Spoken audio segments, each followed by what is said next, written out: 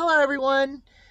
I am going to talk about Solomon for a little bit and kind of give you everything that I've learned since last Friday with this dog. He has the most gentle soul and old soul of any pup I've ever had. There are times when it's just like he has the old soul, like he's done this before. And he's like, it's all right. We got this. And sometimes I really think that about him. Um, he is the most sociable young dog ever. And I have to say that I have to thank Laura from the Tractor Supply where he stopped at. I think that right there was the perfect transition from where he was to where he was going to go and how his life was going to be. So I think that time that he spent at the Tractor Supply while I was having lunch with the breeder, um, I think that really cemented what his base was going to be like and how he figured life was going to be. And I've kept that up because I'm going to tell you something. You can tell your kids that they're going to go to Walt Disneyland or Walt Disney World. Yay! That's how he is when he walks through the door of a Tractor Supply.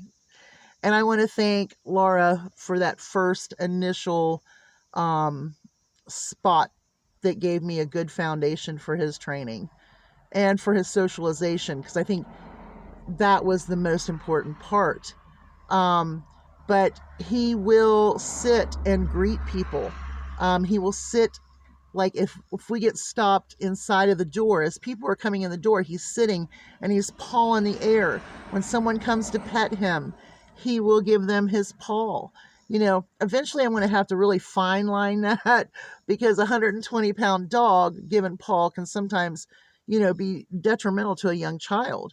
So we got to really kind of fine line that and make him understand that only certain circumstances is he going to be able to throw that paw out. But right now, it's fine. And that's something that he has developed on his own. I did not train it. And it's just so dad burn cute.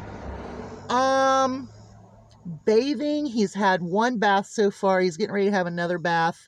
I want to give him another really good bath. I got him a new brush today to work with him. So when we go do chicken snacks, I'm going to do a walk session with him, a brush session, and then he'll have his snack with the girls. I'll have to go back down and get the girls, bring them back up to make certain that they know that we're having snacks. And then he can have his snacks right there with the girls. So he's going to have some out time and then he'll go in. I wish I could just film all of it, but I don't know how to do that. I wish there was someone in this area that could help me put together, these videos, because I'm telling you, if you have a dog like this, you don't have to know a whole lot. All you need to know are the basics and really talk to people that know what they're doing. Watch some videos. Just watch them working and see if you pick up anything that you can apply to your training. Okay, back to Solomon. See, then I get back in there. His back legs look good. They look straight. They look good. He looks balanced. That looks good. We did supplement. We're doing a vitamin. We're going to do the Bill Jack frozen food starting this weekend.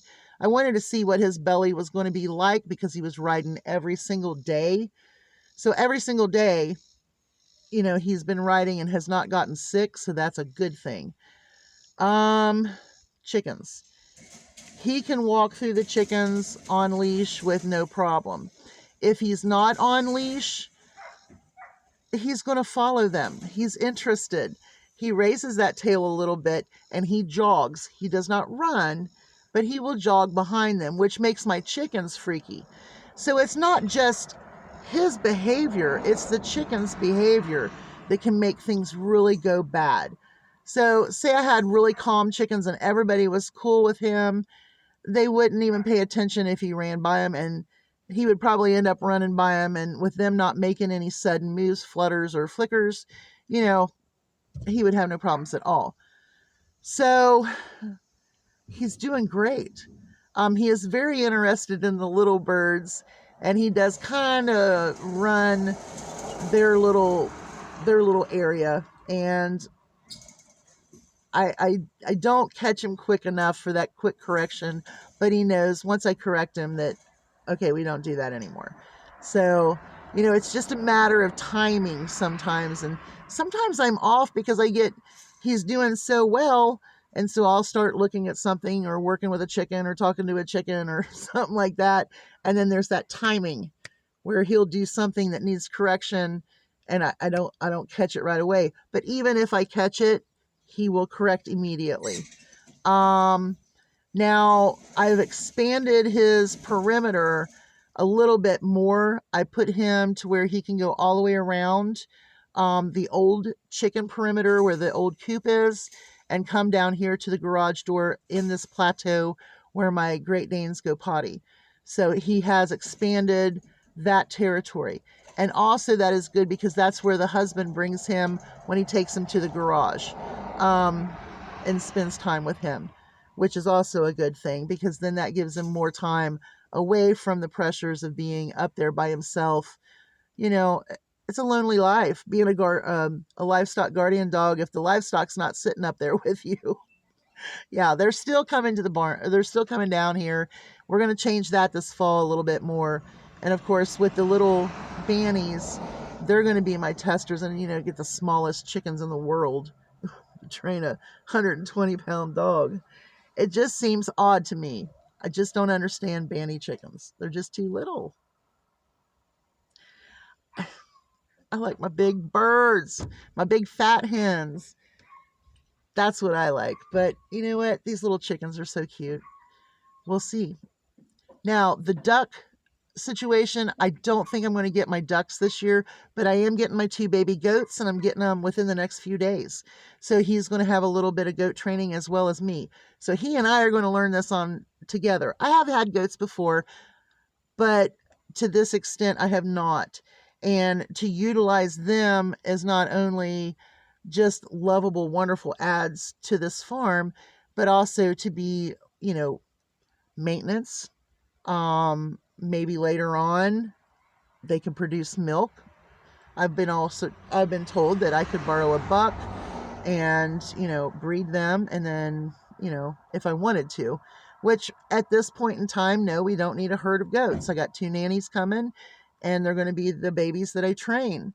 I am setting this whole situation up as if it were a training facility because I want to move him about in this facility. Very important. That's my main goal on that one. Do you have Dunkin' Donuts water in your car? I also had a Starbucks water in the car. He's spoiled, guys. He's spoiled. But, he's doing great. And like I said, I've never seen this out of a pup yet. Like, he's going to be 3 months old here in a couple of days on the 5th. And, he might change again. We don't know.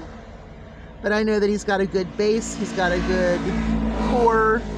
And I believe that everybody so far that has seen him or has been touched by him just thinks he's awesome. So King Solomon is not only peaceful, but he's also wise for his age. But he's still a puppy. He makes mistakes.